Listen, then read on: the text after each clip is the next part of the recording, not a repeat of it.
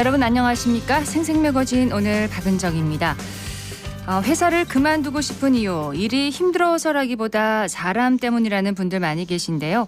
2019년 7월에 직장 내 괴롭힘 금지법이 시행됐지만 4년이 지나도록 직장인 3명 가운데 1명은 여전히 직장 내 괴롭힘을 경험한다는 설문조사 결과가 나왔습니다. 시민단체인 직장갑질 119가 직장인 1000명을 대상으로 설문조사했는데요. 333명이 지난 1년 동안 직장 내 괴롭힘을 경험했다고 답을 했습니다. 그중에 31명은 극단적인 선택도 고민했다고 하는데요.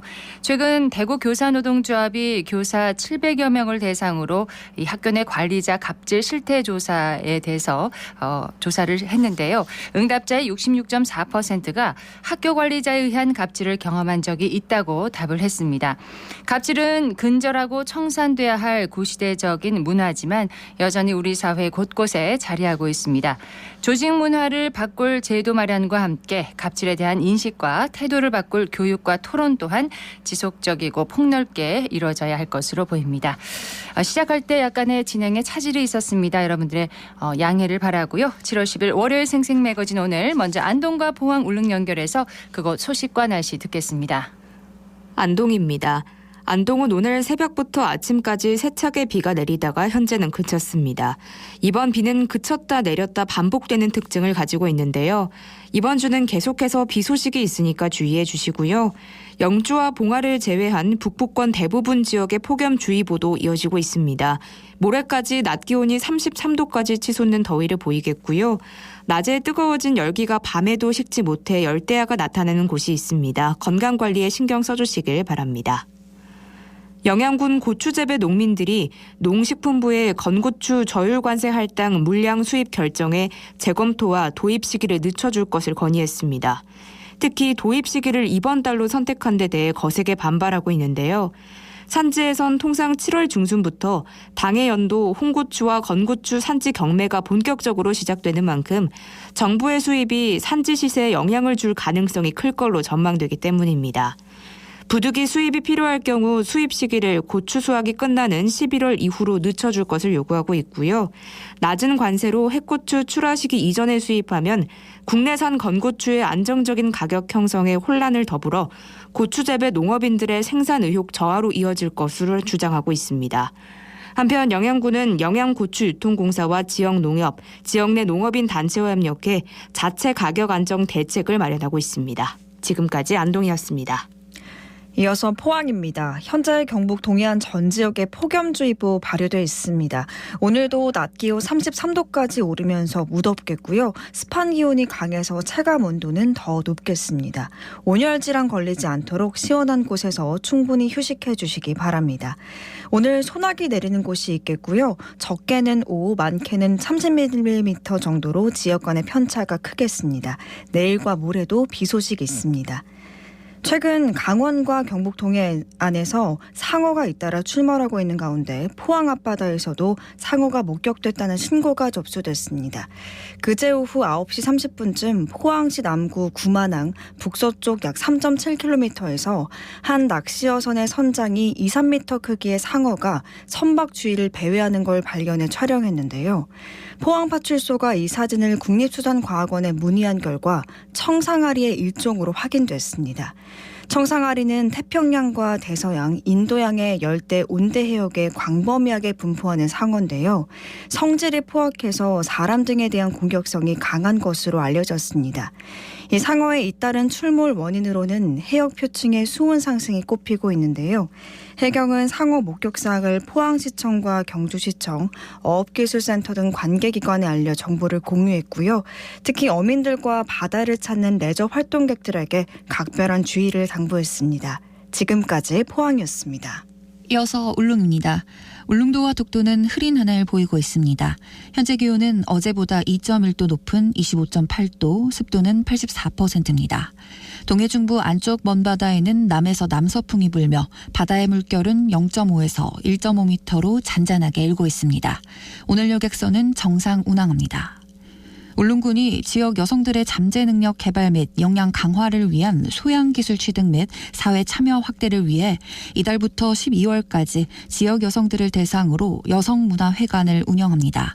이번 프로그램으로는 천연 화장품 만들기, 베이킹, 케이터링, 미술교실, 가죽공예, 꽃차 소믈리에, 필라테스, 인문학 강좌로 구성됐으며 지역의 여성들에게 다양한 배움의 기회를 제공하는데요. 2023년 울릉군 여성문화회관은 코로나19로 오랫동안 운영하지 못했던 서북면 지역 여성들을 위한 이동 여성문화회관도 재개했습니다. 지난 4일과 6일 양일간 진행한 강좌에 각 40명 이상의 수강생이 참석해 울릉군 여성들의 강좌에 대한 열의를 대변했는데요. 향후 강좌 구성을 위해 지역 여성들의 강좌 수요도 현장에서 조사됐습니다. 울릉군은 앞으로 일회성의 단기 교육이 아닌 상시 프로그램 운영을 통해 배움에 대한 의지가 있어도 지리적 특성의 어려움으로 배우기 어려운 여성들에게 다양한 배움의 기회를 제공하고 여성 리더 양성과 더 나아가 여성 창업 및 취업 기반 조성을 통해 지역 경제의 활력에 큰 도움이 될 수 있을 것이라는 기대를 나타냈습니다. 지금까지 울릉이었습니다.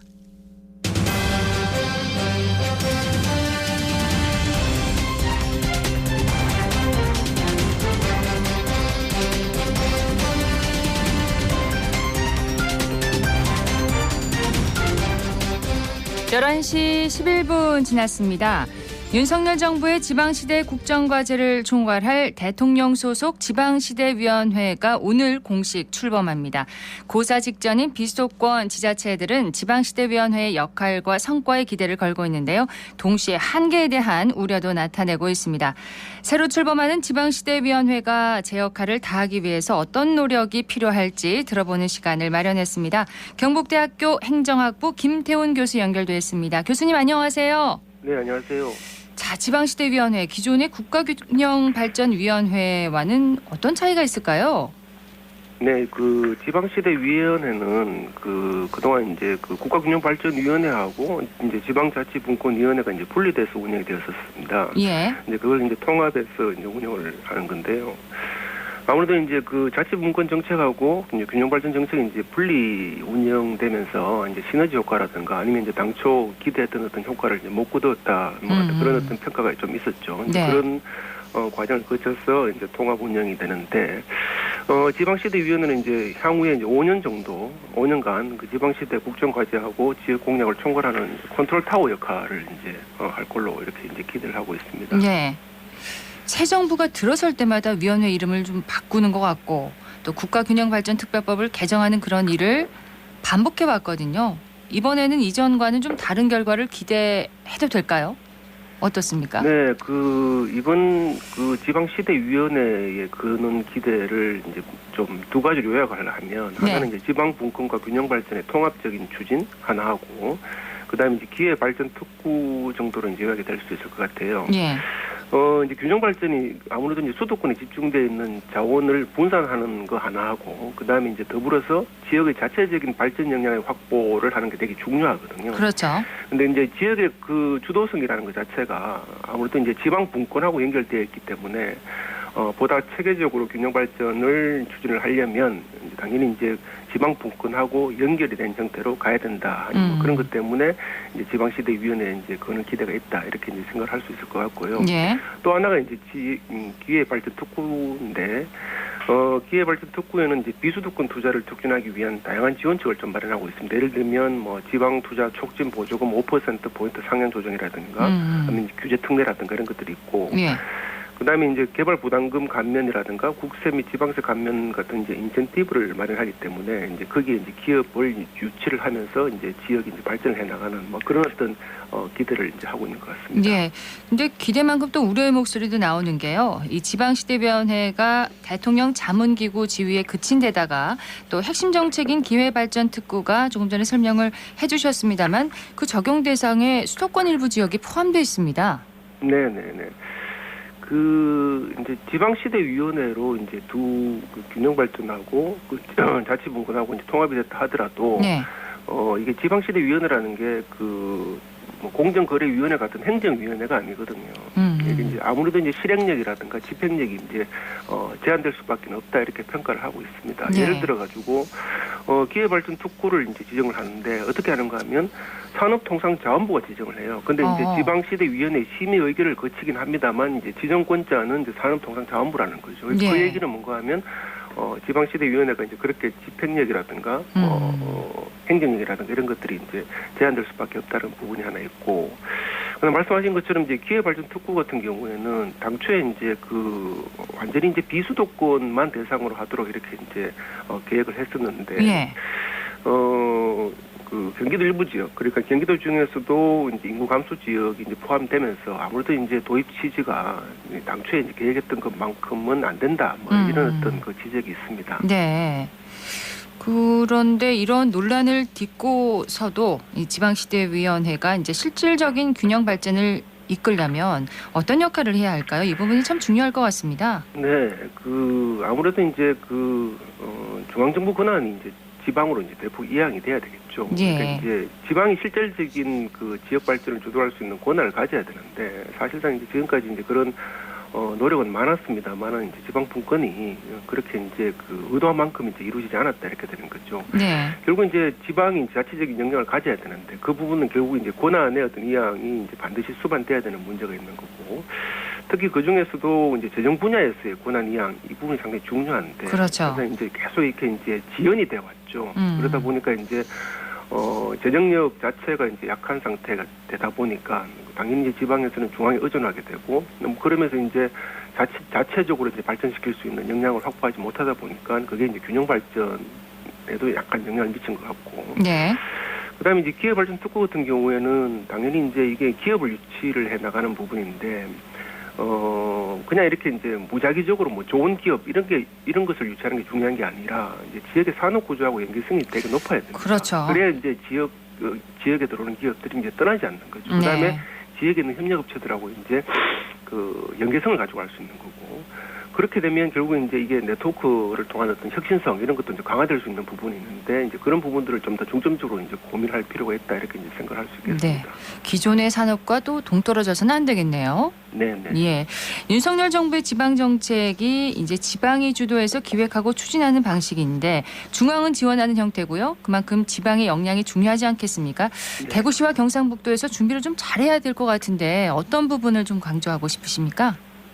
아무래도 이제 우리 자체적인 역량을 강화하기 노력에 이제 좀 방점을 찍어야 될 필요가 있을 것 같아요. 네. 그러니까 이제 지금까지 아무래도 앞에 말씀드린 것처럼 그러니까 이제 재정력이 취약하다 보니까 중앙 정부에 이제 계속 많이 의존을 해왔거든요. 그렇죠.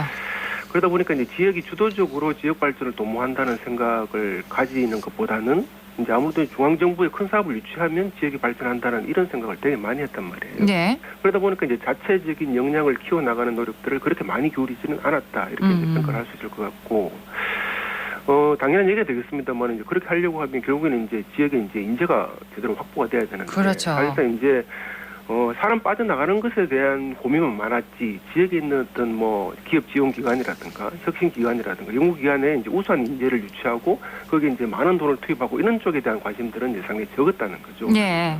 그러니까 이제 예를 들면 좀 그런 뭐 운영비를 뭐 절감시켜야 된다는 생각 때문에 아무래도 그런 인건비에 대한 투자 이런 부분들은 상당히 적었기 때문에 그러니까 인재 유치하는 부분에서도 좀 제한적인 어떤 노력이 이루어졌고, 그러다 보니까 이제 또 지역 주체들 간에 다양한 어떤 그런 뭐 자원을 갖고 있는데도 불구하고 그런 것들을 제대로 이렇게 좀 협력적으로 활용하지는 못한 부분들도 있었다 이렇게 이제 되는 거죠. 네.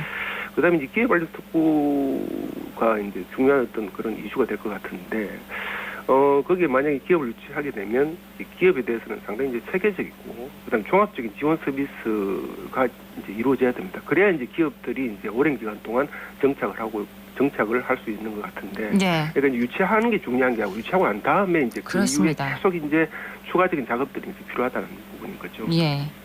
장기적인 안목과 또 투자가 필요하겠죠. 근데 조금 전에 이제 교육과 또 인적 자원에 대해서 말씀을 해주셨는데 기회발전특구와 함께 이 윤석열 정부 지방 정책의 또 다른 핵심 축으로 관심을 모았던 교육자유특구요. 관련 법에서 제외되면서 정책 추진이 불투명하게 됐습니다. 근데 지금 글로컬 대학도 육성도 나오고 있지 않습니까? 그 빈자리를 네. 대신할 수 있을까요? 네, 이제 잘 아시는 것처럼 교육자유특구는 이제 명문학교 유치를 하는 거죠. 예. 이제 그 명문학교 유치를 통해서 교육 이제 여건을 개선하고 그래서 이제 수도권 청년들이 이제 뭐 지역으로 온다 뭐 이런 어떤 쪽으로 이제 얘기를 하는 건데 네. 아무래도 이제 뭐 입시 경쟁을 유발한다는 그런 어떤 문제가 제기되었기 때문에 이제 국회 논의 과정에서 제외된 걸로 알고 있습니다. 그다음에 이제 글로컬 대학 같은 경우에는 학과 간, 그다음에 대학과 지역 산업 간, 그다음에 국내와 국외 간 벽을 허물고 이제 지자체하고 이제 지역 산업계 등이 이제 파트너십을 이제 좀 가져가도록 하면서 대학하고 지역하고 이제 지역이 동반 성장을 할 수 있도록 뭐 그런 어떤 걸 유도해 나가는 이제 정책인 거거든요. 예. 그러다 보니까 아무래도 이제 교육자유특구 같은 경우는 초중 고등학교 교육과 좀 연결되어 있는 거고 글로컬 대학 육성은 좀 대학이기 때문에 그렇죠. 좀 결이 좀 다르다고 이제 볼 수가 있겠죠.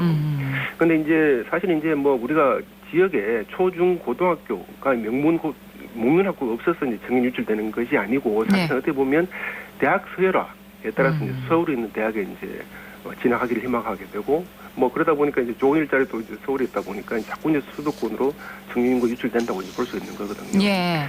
그렇기 때문에 이제 뭐 교육자유특구 뭐 좋긴 좋겠습니다만 이게 이제 반드시 이제 청년 유출에 이제 그렇게 도움이 될 것인가에 대한 고민은 좀 필요하다 이제 이렇게 생각할 수도 있겠습니다. 예.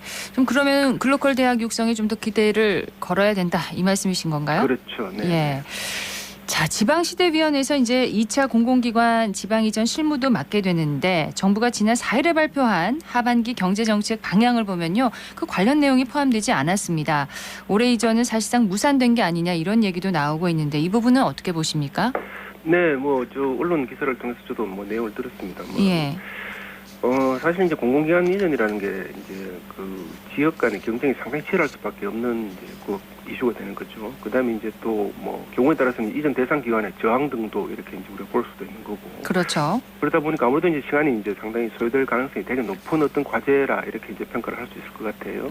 근데 이제 총선이 끝나고 난 다음에 이제 본격적으로 추진한다 이렇게 되면 그때가 되면 이제 윤석열 정부 3년 차가 되기 때문에 예.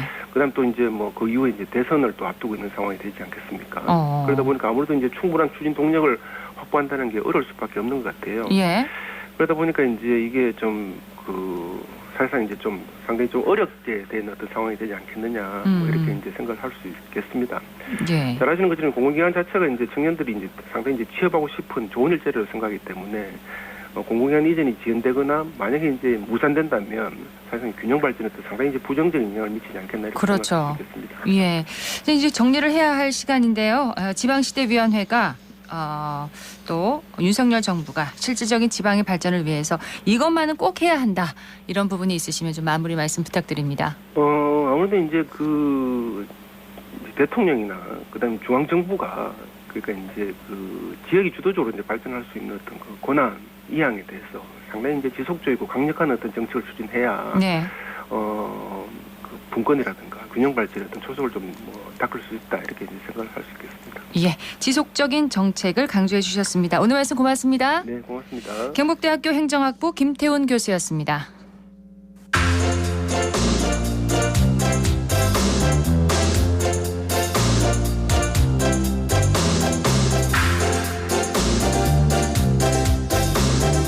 (11시 23분) 지났습니다. 대구를 대표하는 전통시장 서문시장에서는 매주 금, 토, 일요일에 야시장이 열리고 있습니다. 많은 분들 아실 텐데요. 서유리 리포터 현장 다녀왔다고요? 네, 서문시장은 올해 100주년을 맞을 정도로 오래되고 유명한 전통시장이잖아요. 금, 토, 일요일 저녁이 되면 한켠에 야시장이 들어섭니다. 7시부터 시작하는데 6시 50분 정도 되니까 야시장을 상징하는 빨간색의 이동 부스들이 하나둘씩 자리를 잡더라고요. 다양한 먹거리로 가득한 현장으로 먼저 떠나보시죠. 우리는 차돌박이 볶음면을 판매하고 있습니다. 재료는 소고기 차돌박이하고 볶음면이 메인인데 볶음면에 이제 면하고 저희들이 만든 수제 소스, 그 소스에 한 15가지 재료가 들어갑니다. 파하고 숙주하고 면하고 이렇게 들어갑니다. 장마철이라서 조금 덜하긴 한데 토요일 같은 경우는 하루에 한 180명 정도, 평균적으로 치면 금토일 3일간 한 250명 정도 다녀가신 것 같습니다. 여기는 막창을 팔고 있는 매장입니다. 가장 기본적인 소금구이에다가 저희들이 개발한 양념 막창이 있습니다. 우리 야시장 많이 와주시길 바라죠. 우리 야시장의 음식들은 9,000원, 8,000원 선에서 손님들한테 좀 더 저렴하게 드리기 위해서 상인들이 조금 가격을 낮춰서 이렇게 책정을 했거든요. 오시면 굉장히 가성비 있게 즐기실 수 있을 겁니다. 안녕하세요. 저는 남구 대명동에 살고 있는 주민입니다. 막창이랑 스테이크랑 소고기 초밥이랑 차돌박이 야끼소바 먹었어요. 너무 맛있었어요. 서문 야시장은 이제 양도 이제 조금씩 적당하고 가격도 괜찮아가지고 조금씩 이제 여러 개를 많이 맛볼 수 있어서 좋은 것 같아요. 충북 제천에서 왔고요. 31살 권순복이라고 합니다. 워터파크 예약을 했는데 겸사겸사해서 이렇게 주말에 운영한다고 해서 와보게 됐고요. 삼겹김밥이랑 큐브 스테이크랑 지금 염통, 꼬치, 팟타이 정도 시켰고요. 이 중에서 삼겹김밥 너무 맛있고요. 팟타이는 보통 이제 베트남이나 이런 태국 식당에서 먹는 것보다 가격도 저렴하고 맛있었어요. 다양한 먹거리 골라 먹는 재미가 있겠어요. 네, 스테이크, 꼬치, 또 막창까지 정말 다양한 음식 한 자리에서 먹을 수 있는데요. 가족, 친구, 연인과 함께 야외에 앉아서 음식도 먹으면서 공연을 볼 수도 있습니다. 현장 소리 들어보시죠. 내 맘에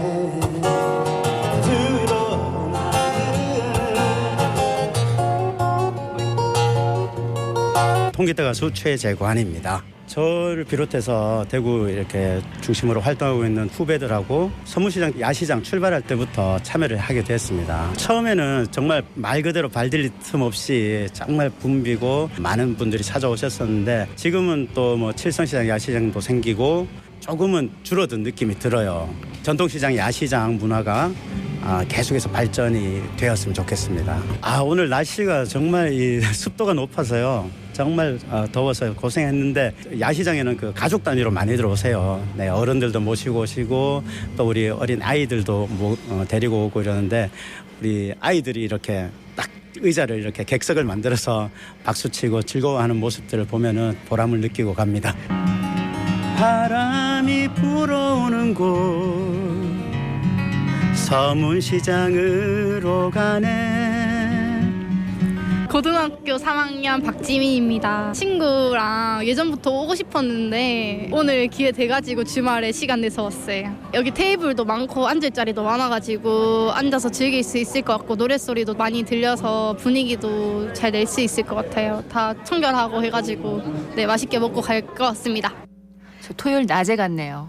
이제 안타깝네요. 밤에 한번 가봐야 되겠습니다. 네, 야시장 꼭 한번 가보시길 바랍니다. 지역 음악인들이 공연을 하는 건가요? 네, 지역 예술인들의 버스킹 공연과 시민들이 꾸미는 무대도 만나볼 수 있는데요. 금요일과 토요일에는 먹거리 부스 외에도 플리마켓도 문을 엽니다.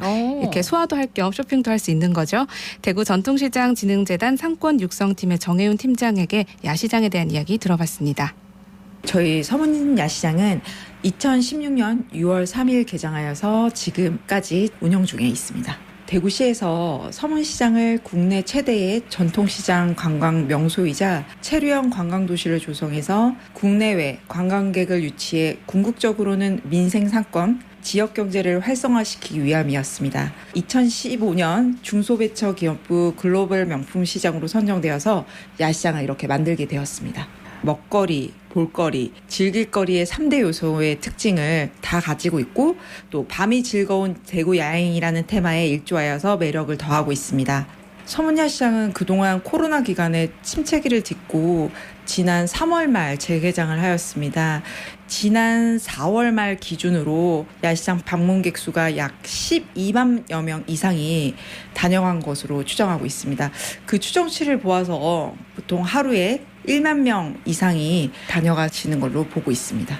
방문객들에게 좀 다양하게 선보일 수 있게 독창적인 메뉴들이 들어올 수 있도록 좀 메뉴 개발을 좀 할 예정이고요. 그리고 창의적인 젊은 셀러들이 좀 많이 들어오길 위해서 좀 문을 많이 활짝 열 예정입니다. 서문야시장이 우리나라에서뿐만 아니라 해외 관광객분들이 많이 찾을 수 있도록 홍보 마케팅에 좀 더욱더 힘을 쓰고 행사, 시설 등 인프라를 갖출 수 있도록 더욱더 노력할 예정입니다. 서문 야시장은 오후 7시에 시작하고요. 금요일과 토요일엔 11시 30분까지, 일요일엔 10시 30분까지 운영하니까요. 주말에 한 번쯤 방문해보시면 좋겠습니다. 네, 오늘은 서문 야시장에 대해서 소개를 해드렸습니다. 서유리 리포터 잘 들었습니다. 네, 고맙습니다.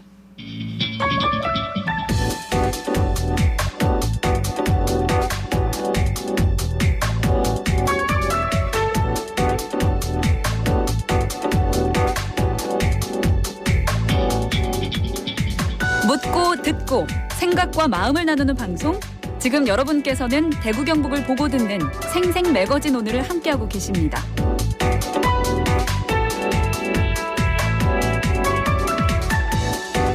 월요일 생생 매거진 오늘 함께하고 계십니다. 지금 시각 11시 30분 지났습니다.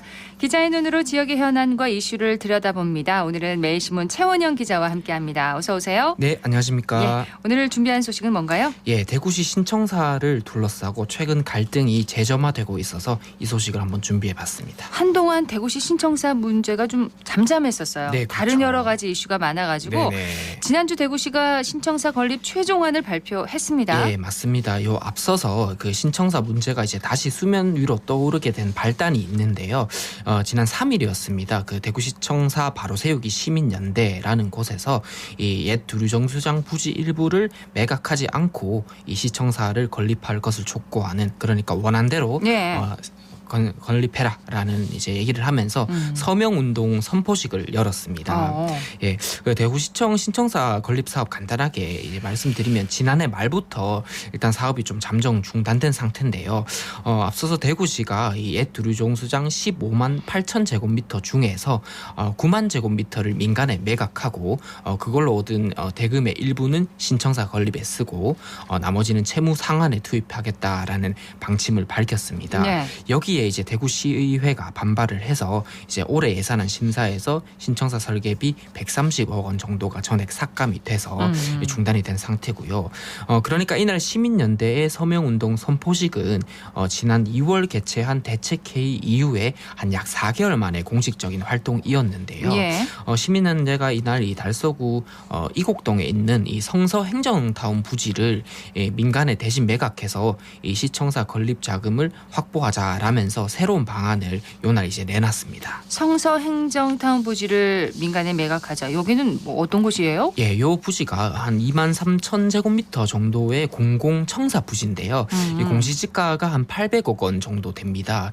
대구시가 달서구 인구 증가에 따른 이 분구를 전망하면서 2006년에 이 한국토지주택공사 LH로부터 사들였지만 17년이 넘도록 이 제대로 된 활용 방안을 찾지 못한 그런 땅이고요. 네. 현재는 지하철 임시완성 주차장하고 이 대구 수목원 관리사무 묘포장 그리고 차량 등록 사업소 서부 분소 이렇게 사용되고 있습니다.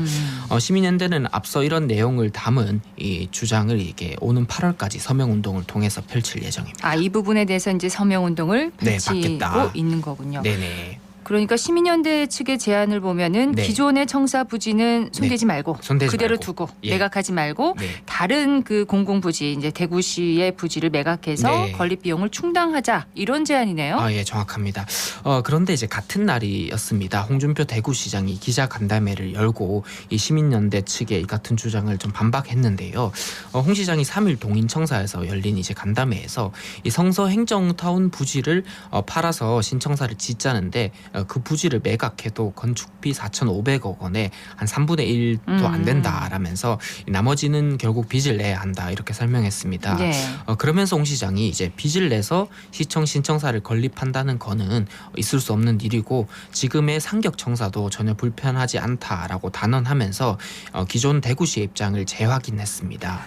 자, 이렇게 결국 이제 논란이 커지면서 네. 신청사 문제를 두고 간담회가 열렸다면서요. 네네. 어떤 얘기가 오고 갔나요? 예, 대구시하고 달서병 김용판 국회의원 그리고 지역의 시의원들이 지난 6일이었습니다. 국민의힘 대구시당에서 간담회를 열고 이 신청사 문제를 논의를 했는데요. 일단 결론부터 말씀드리면 이 간담회에도 불구하고 신청사 건립 사업은 접점을 찾지 못한 채 난항이 계속되고 있습니다. 네.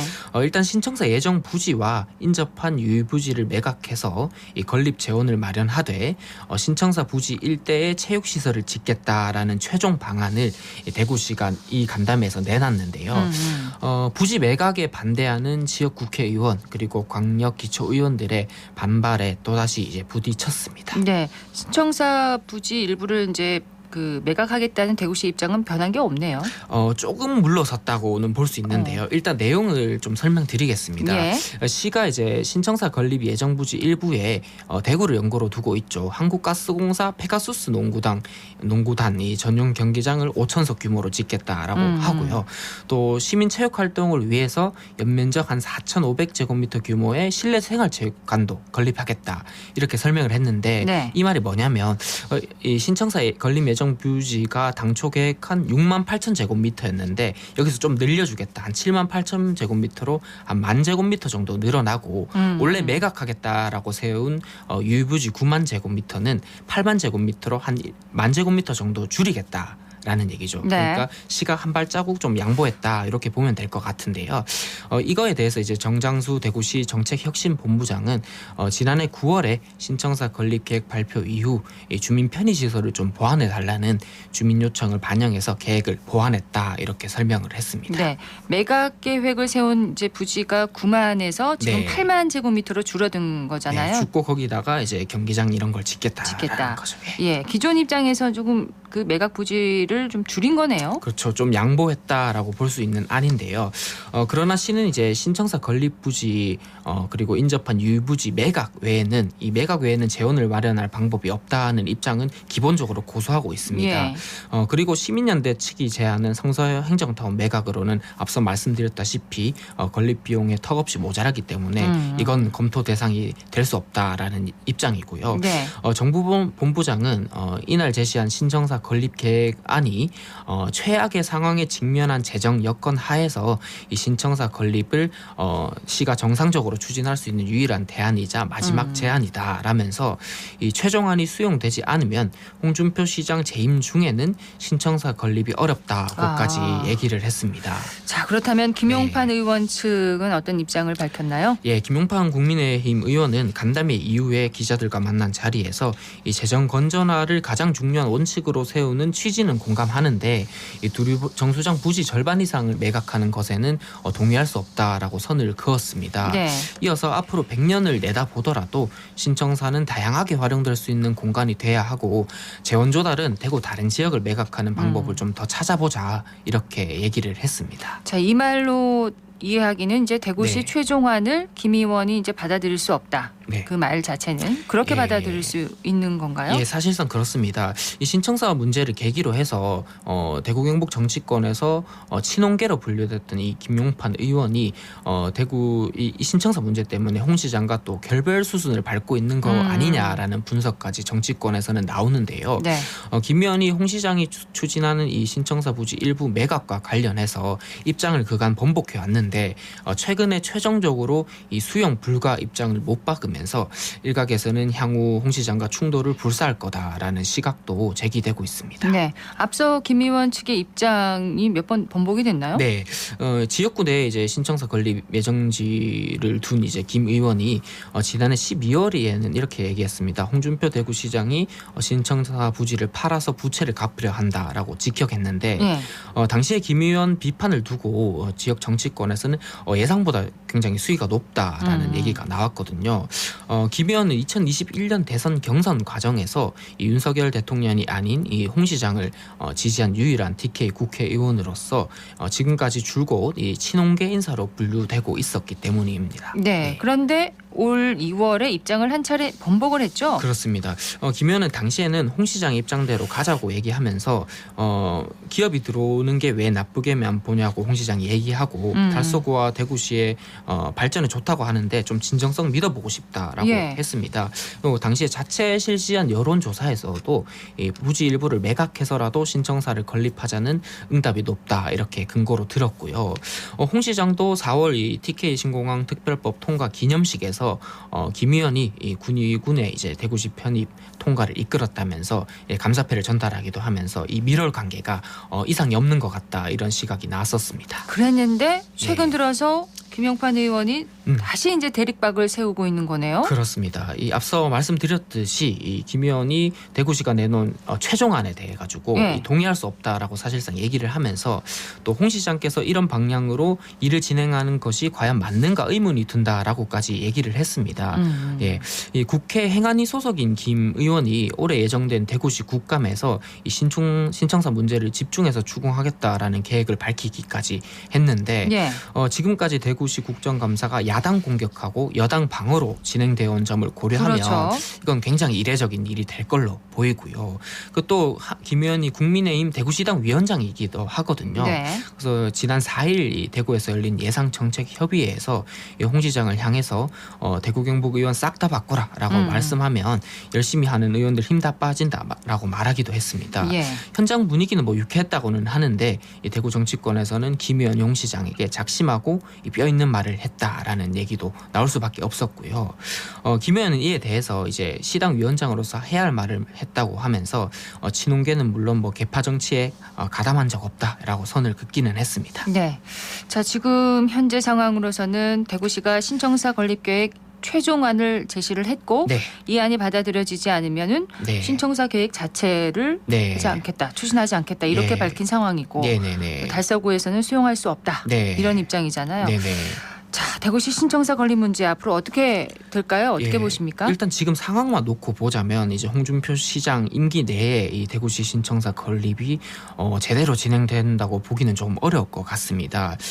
그런데 이제 신청사 문제가 좀 정치적인 이슈로 귀결되지 않고 예. 이 대구 시민 3측면에서 좀 최대 다수가 좀 최대 행복을 누릴 방법은 없는지 좀 서로 한 발자국씩 감정을 좀 자제하고 양보하고 좀 고민했으면 좋겠다는 그런 바람이 듭니다.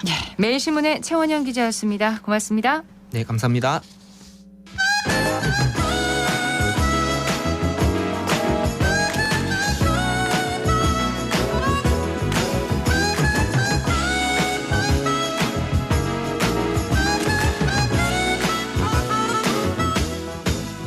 정치 알아야 바꾼다. 정치 알바 김수민 시사평론가 연결합니다. 안녕하세요. 네, 반갑습니다. 네, 지난주 국제원자력기구 IAEA가 후쿠시마 원전 오염수 방류가 국제 기준에 적합하다 이런 최종 보고서를 내놓았습니다. 라파엘 그로시 사무총장이 한국 사회 여론을 설득하기 위해서 방한까지 했는데 아직도 논란이 뜨거워요.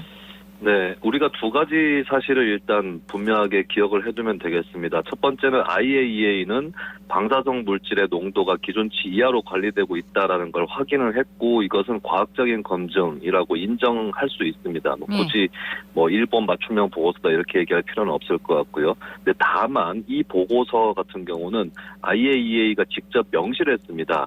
발생할 수 있는 결과에 대해 어떠한 책임도 지지 않는다라고 되어 있거든요. 네. 그러니까 과학적인 검증은 맞지만 방류 의사결정에 관여하지는 않는다는 것이고 방류의 책임은 일본 정부가 져야 될 부분이다라고 볼 수 있고 그렇기 때문에 타 국가의 시민이나 정부가 주장할 여지는 계속 남아있다라고 볼 수 있겠습니다. 그러니까 방류를 해도 괜찮다라고 하는 게 IAEA 의견 정도인데 방류보다 더 나은 방안 혹시 계속 저장을 하는 것이라든지 고체화한다든지 이런 것들도 검토의 여지가 있다면 방류에 반대하는 주장도 사라지지 않을 수밖에 없다. 이 말씀도 같이 드리고 싶습니다. 예, 정치권의 역사 논쟁도 뜨겁게 일 것으로 보입니다. 박민식 국가보훈부 장관이 국립현충원 안장 기록에 있는 친일 반민족 행위자라는 문구를 삭제하겠다고 밝혔어요. 네, 백선엽 장군을 포함해서 12분 정도 유공자들이 이제 현충원에 안장이 되어 있는데 기록을 검색을 하면은 친일 반민족 행위자라는 문구가 뜹니다.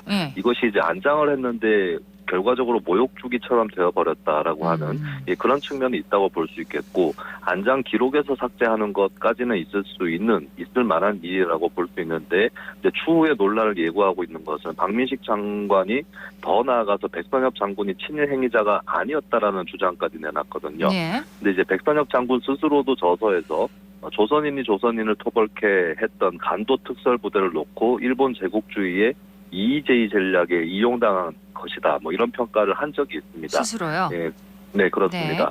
그리고 이제 사실 백 장군에 대해서는 중평이 내려졌다고 볼 수 있는데 친일 행위를 했지만 다부동 전투에서 대한민국을 수호한 공로도 있다라고 하는 게 중평일 거라고 봅니다. 근데 이것을 다시 깬다고 했을 때 분열이 극심해질 수밖에 없다. 이 점을 좀 같이 생각을 해볼 필요가 있겠습니다. 자, 지역 정치권에서는 최경환 전 경제부총리 등 친박 핵심 인사들의 귀환을 놓고 관심이 높아지고 있는데요.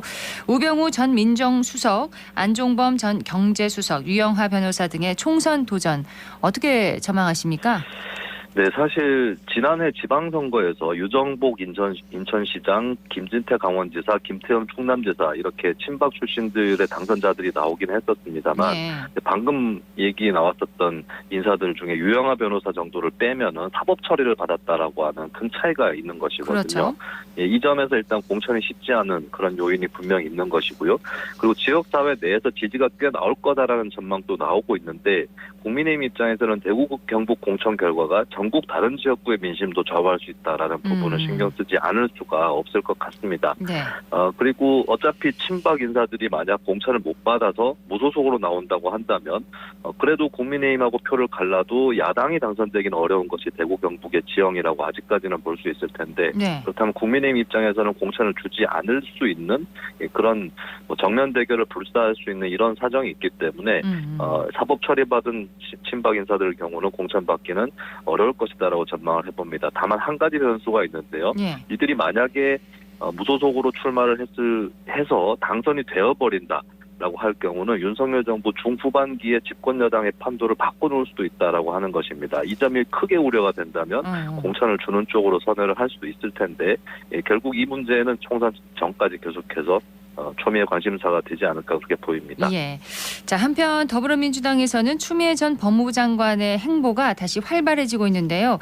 자신의 장관직 사퇴를 두고 문재인 전 대통령과 이낙연 전 대표를 비판하기도 했습니다. 네, 현재 친이낙연계는 이재명 대표에 맞설 수 있는 당내 최대 계파이고 이재명계를 제외한 계파 중에서 최대 계파인 거죠. 네. 그리고 여기에 만약에 친문 직계 쪽에서 힘을 실어준다라고 하면 이 대표 체제까지도 흔들릴 수 있다라고 하는 건데 이 상태에서 추 전 장관이 문 전 대통령, 이 전 대표 공격을 한 것은 친명 행보의 성격이 강할 수밖에 없다고 볼 수 있겠습니다. 그리고 추 전 장관이 정치적 재기를 노리면서 총선에 출마하려고 할 가능성이 있는데 본인 네. 지역구가 서울 광진을이었거든요. 현재 고민정 의원 지역구입니다. 그렇죠. 예, 그러면 이제 고 의원과 대결을 하는 과정에서 선명성 경쟁이 일어날 수 있고, 근데 이미 이제, 추 전 장관이 문 전 대통령이 선명하지 못했다고 비판한 셈이 됐기 때문에 이런 것들을 종합해 봤을 때는 광진을 지역구의 지역구 그 공천 경쟁까지도 내다볼 수 있는 그런 상황입니다. 다만 네. 이재명 대표 쪽에서 추미애 전 장관 쪽에 힘을 실어줄 거냐라고 했을 때 두 가지 망설일 요인이 있는데 첫 번째는 올드보이로 꼽히고 있는 인사인데다가 외연 확장성이 낮다라고 하는 지적이 많이 있고 추 전 장관이요? 네, 그렇습니다. 그리고 이제 자칫하면 친문 직계까지 적으로 돌릴 수 있는 우려 이런 것들을 감안을 한다면 추 전 장관 같은 경우는 이제 이 대표라든지 민주당의 딜레마로 당분간 남아있지 않을까 이렇게 보여집니다. 예, 지난주에 이어서 이번 주도 주요 뉴스가 되고 있는 서울 양평 고속도로 논란 짚어보겠습니다.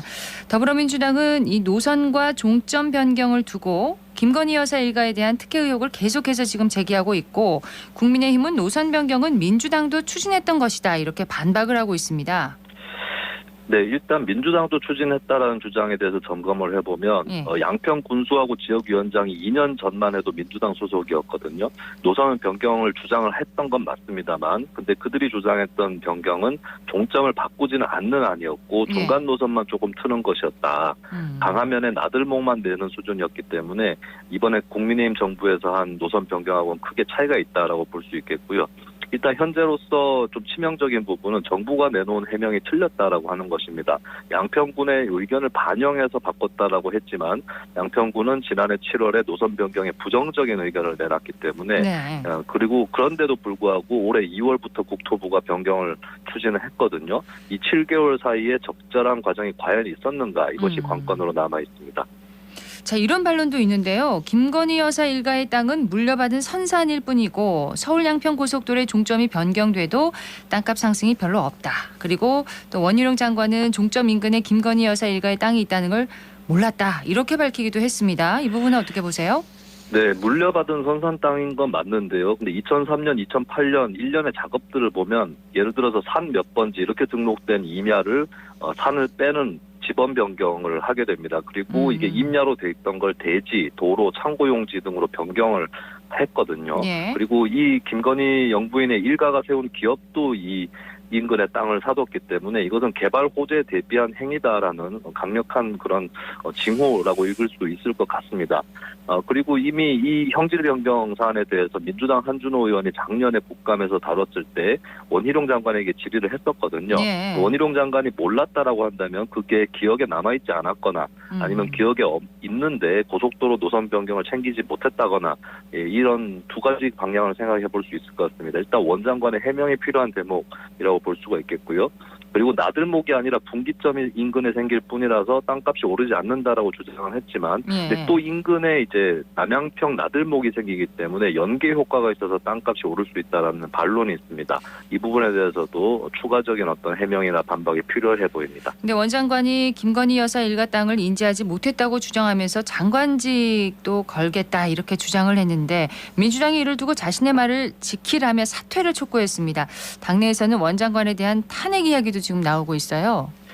네, 근데 원론적으로 일단 영부인 일가 땅에 대한 인지 여부를 포함해서 원희룡 장관들에게 답을 얻어야 될 사항들이 많이 있는 거거든요. 예. 그렇다면 국민들 입장에서도 빨리 뭐 탄핵이라든지 이런 쪽에 나서는 것이 바람직하지 않을 수 있다라고 하는 것이고, 그리고 민주당도 이상민 행안부 장관 탄핵도 했었던 상황에서 당장의 원희룡 장관 탄핵 추진할 수 있을지에 대해서는 좀 스스로도 생각해 볼 여지는 굉장히 많을 것 같습니다. 그리고 국민의힘에서는 만약에 탄핵 추진의 경우에 뭐 예를 들어서 대장동 1차 강사 원희룡에 대해서 민주당이 보복했다 이런 구도를 세울 수도 있는 것이고 네. 민주당이 이런 점까지 고려해서 좀 정무적인 판단이 필요해 보일 것 같고요. 어쨌든 사업 백지화라고 하는 파격적인 결정을 해버렸는데 책임을 계속 제기하기 위해서라도 탄핵보다는 그 이전에 할 수 있는 일들을 하는 것이 더 적합해 보인다라고 하는 그런 평가를 해봅니다. 예, 원 장관이 이제 고속도로 노선 백지화와 관련해서 자신의 독자적인 결정이다 이렇게 강조를 했는데 대통령실과 상의 없이 추진했겠느냐 이런 의문도 나오고 있습니다. 간단하게 정리를 해주시죠.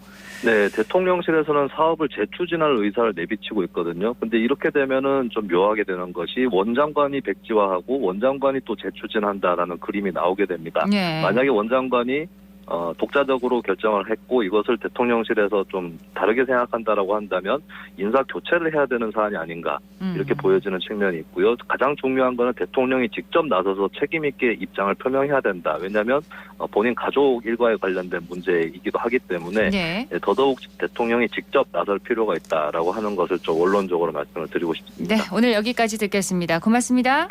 네, 감사합니다. 김수민 시사평론가였습니다.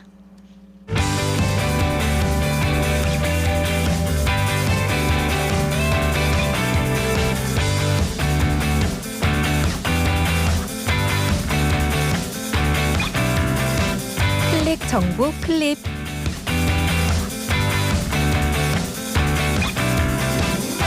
(7월부터) (9월까지는) 방울토마토가 제철입니다. 제철을 맞이한 방울토마토 더 영양가 있게 먹는 방법 알려드릴게요. 방울토마토는 생으로 먹는 것보다 기름에 굽거나 볶아서 먹는 게 더 좋습니다. 방울토마토의 빨간 빛을 내는 라이코펜은 노화 방지와 암 예방에 효과가 있는데요. 라이코펜은 기름과 함께 열을 가하면 체내 흡수율이 높아집니다. 또 방울토마토에 소금을 곁들여 먹으면 칼륨과 나트륨 양이 균형을 맞춰 영양 효능을 높일 수 있는데요. 소금은 방울토마토에 있는 비타민C의 산화를 막아주는 효과도 있다고 합니다.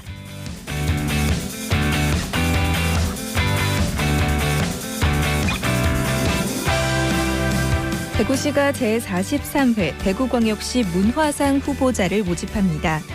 대상은 2년 이상 대구시에 거주하고 있거나 사망했지만 과거 2년 이상 대구시에 거주한 사람 또는 다른 지역에 거주하더라도 대구시 문화 발전에 현저히 기여한 사람이면 가능합니다. 해당되는 분은 각 분야별 관련 기관이나 단체장 추천을 통해 7월 31일까지 대구시 문화예술정책과로 접수하시면 됩니다.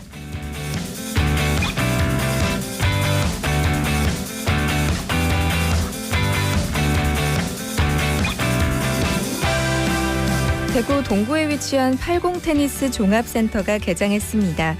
대구 동구청에서는 테니스 동호인이 늘어남에 따라서 80 테니스 종합센터를 오늘부터 정식으로 운영하는데요.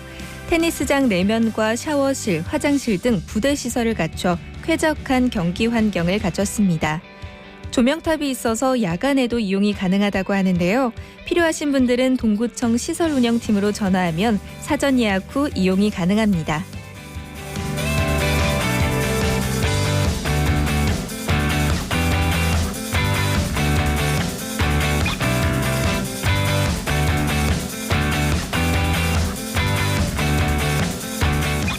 대구 아트웨이 청년 키움 프로젝트 릴레이 개인전 2회차가 오늘부터 개최됩니다. 청년 키움 프로젝트는 지역의 청년 예술가에게 개인전 개최 기회를 제공하고 평론글을 지원하는 전시인데요. 이번 전시에는 최초로 만화 장르 예술가인 이원 작가가 선정됐습니다. 청소년기의 불확실성과 내면의 상처를 디지털 작업으로 펼쳐냈다고 하는데요. 자세한 사항은 대구 아트웨이 홈페이지를 통해 확인할 수 있습니다.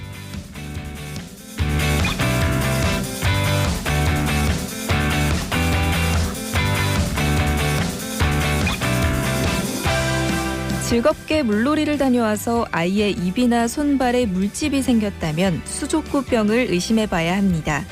수족구병은 6월에서 7월에 가장 많이 발생하는데요. 잠복기를 거친 후에 수포성 발진이 나타납니다. 감염 경로는 매우 다양한데요. 환자의 분비물 또는 분비물에 의해서 오염된 물이나 물건을 통해서 감염될 수 있고 소독이 되지 않은 물에서 물놀이를 할 경우에 감염될 위험이 커질 수 있습니다. 수족구병은 대부분 저절로 좋아지지만 간혹 합병증이 나타날 수 있는데요. 수족구병이 의심된다면 병원을 찾아 정확한 진단을 받는 것이 좋습니다. 지금까지 클릭 정보 클립 서하나였습니다.